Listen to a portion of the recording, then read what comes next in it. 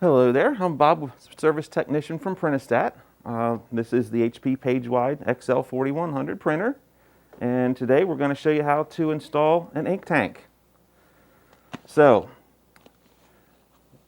the machine will, when an ink empties, it will automatically direct you to this screen here, which is your ink menu.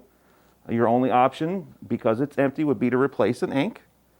So we'll go ahead and start the procedure here at the panel. And it will run you through the steps involved in changing an ink. So these are sort of a push-push nature in the receptacle.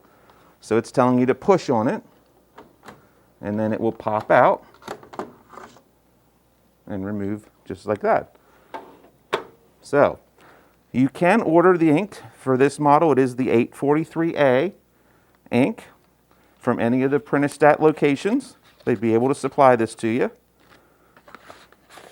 So we'll remove it from the packaging here, install it, as you can read the HP with the stripe on the bottom, right into that same slot. And again, you're going to want to push in and down. You hear the tone that's saying the machine accepted that ink. And then you just select, once again, the finish and check option. The machine's going to read that cartridge and tell you the ink remaining. It's going to, thank you for using the HP brand ink. You just accept that. And now it's going to reflect that it is a brand new full ink tank.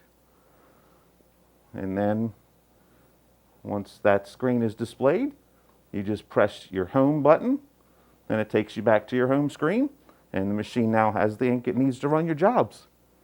And that's how to change the ink.